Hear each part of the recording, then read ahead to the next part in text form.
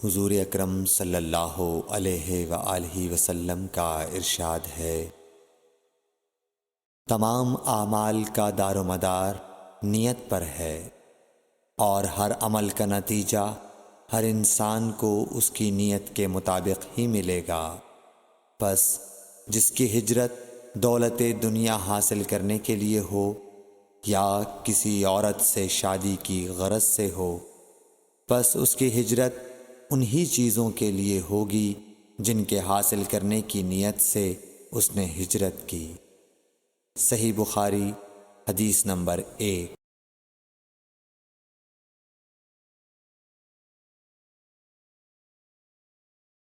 حضور اکرم صلی اللہ علیہ وآلہ وسلم نے فرمایا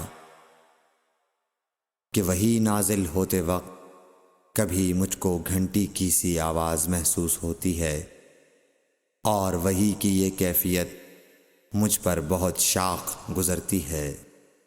جب یہ کیفیت ختم ہوتی ہے تو میرے دل و دماغ پر اس فرشتے کے ذریعے نازل شدہ وحی محفوظ ہو جاتی ہے، اور کسی وقت ایسا ہوتا ہے کہ فرشتہ بشکل انسان میرے پاس آتا ہے اور مجھ سے کلام کرتا ہے، پس میں اس کا کہا ہوا یاد رکھ لیتا ہوں۔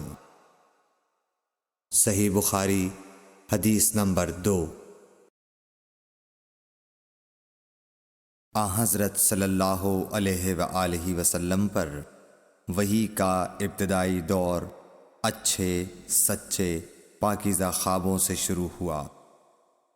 آپ خواب میں جو کچھ دیکھتے وہ صبح کی روشنی کی طرح صحیح اور سچا ثابت ہوتا۔ پھر من جانب قدرت آپ تنہائی پسند ہو گئے، اور آپ نے غار حرا میں خلوت نشینی اختیار فرمائی، اور کئی دن اور رات وہاں مسلسل عبادت اور یاد الہی و ذکر میں مشغول رہنے لگے۔ جب تک گھر آنے کو دل نہ چاہتا توشہ ہمراہ لیے ہوئے وہاں رہتے۔ توشہ ختم ہونے پر ہی اہلیہ محترمہ حضرت خدیجہ رضی اللہ تعالی عنہا کے پاس تشریف لاتے، اور کچھ توشہ ہمراہ لے کر پھر وہاں جا کر خلوت گزین ہو جاتے۔ یہی طریقہ جاری رہا یہاں تک کہ آپ پر حق منکشف ہو گیا، اور آپ غار حرا ہی میں قیام پذیر تھے کہ اچانک حضرت جبرائیل علیہ السلام آپ کے پاس حاضر ہوئے اور کہنے لگے کہ اے محمد پڑھو۔ آپ فرماتے ہیں کہ میں نے کہا کہ میں پڑھنا نہیں جانتا۔ آپ صلی اللہ علیہ وسلم فرماتے ہیں کہ فرشتے نے مجھے پکڑ کر اتنے زور سے بھینچا کہ میری طاقت جواب دے گئی، پھر مجھے چھوڑ کر کہا پڑھو۔ میں نے پھر وہی جواب دیا کہ میں پڑھا ہوا نہیں ہوں۔ اس فرشتے نے مجھ کو نہایت ہی زور سے بھینچا کہ مجھ کو سخت تکلیف محسوس ہوئی، پھر اس نے کہا کہ پڑھ۔ میں نے کہا میں پڑھا ہوا نہیں ہوں۔ فرشتے نے تیسری بار مجھ کو پکڑا اور تیسری مرتبہ پھر مجھ کو بھینچا، پھر مجھے چھوڑ دیا اور کہنے لگا کہ پڑھو اپنے رب کے نام کی مدد سے جس نے پیدا کیا اور انسان کو خون کی پھٹکی سے بنایا۔ پڑھو اور آپ کا رب بہت ہی مہربانیاں کرنے والا ہے۔ پس یہی آیتیں آپ حضرت جبرائیل علیہ السلام سے سن کر اس حال میں غار حرا سے واپس ہوئے کہ آپ کا دل اس انوکھے واقعے سے کانپ رہا تھا۔ آپ حضرت خدیجہ کے ہاں تشریف لائے اور فرمایا کہ مجھے کمبل اوڑھا دو، مجھے کمبل اوڑھا دو۔ لوگوں نے آپ کو کمبل اوڑھا دیا۔ جب آپ کا ڈر جاتا رہا تو آپ نے اپنی زوجہ محترمہ حضرت خدیجہ رضی اللہ تعالی عنہا کو تفصیل کے ساتھ یہ واقعہ سنایا، اور فرمانے لگے کہ مجھ کو اب اپنی جان کا خوف ہو گیا ہے۔ آپ کی اہلیہ محترمہ حضرت خدیجہ رضی اللہ تعالی عنہا نے آپ کی ڈھارس بندھائی اور کہا کہ آپ کا خیال صحیح نہیں ہے۔ اللہ کی قسم آپ کو اللہ کبھی رسوا نہیں کرے گا۔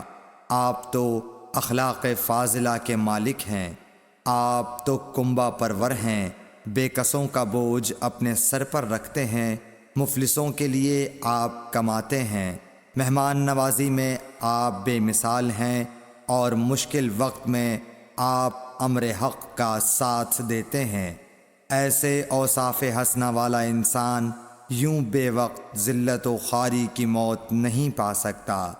پھر مزید تسلی کے لیے حضرت خدیجہ رضی اللہ تعالی عنہا آپ کو ورقہ بن نوفل کے پاس لے گئیں، جو ان کے چچا زاد بھائی تھے اور زمانہ جاہلیت میں نصرانی مذہب اختیار کر چکے تھے اور عبرانی زبان کے کاتب تھے۔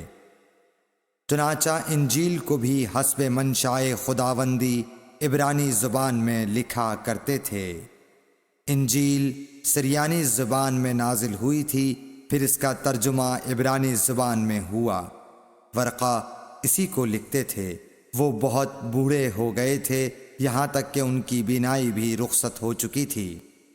حضرت خدیجہ رضی اللہ تعالی عنہا نے ان کے سامنے آپ کے حالات بیان کیے اور کہا کہ اے چچا زاد بھائی، اپنے بھتیجے محمد صلی اللہ علیہ وسلم کی زبانی ذرا ان کی کیفیت سن لیجئے۔ وہ بولے کہ بھتیجے، آپ نے جو کچھ دیکھا ہے اس کی تفصیل سناؤ۔ چنانچہ آپ صلی اللہ علیہ وآلہ وسلم نے از اول تا آخر پورا واقعہ سنایا، جسے سن کر ورقہ بے اختیار ہو کر بول اٹھے کہ یہ تو وہی ناموس معزز رازدان فرشتہ ہے جسے اللہ نے حضرت موسیٰ علیہ السلام پر وحی دے کر بھیجا تھا۔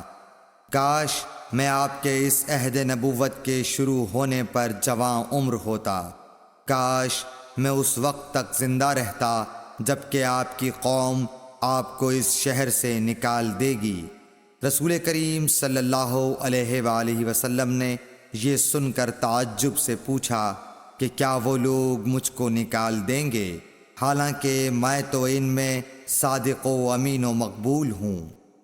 ورقہ بولا، ہاں یہ سب کچھ سچ ہے، مگر جو شخص بھی آپ کی طرح امر حق لے کر آیا لوگ اس کے دشمن ہی ہو گئے ہیں۔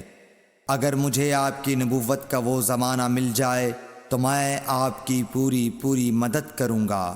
مگر ورقہ کچھ دنوں کے بعد انتقال کر گئے، پھر کچھ عرصے تک وحی کی آمد موقوف رہی۔ صحیح بخاری حدیث نمبر 3۔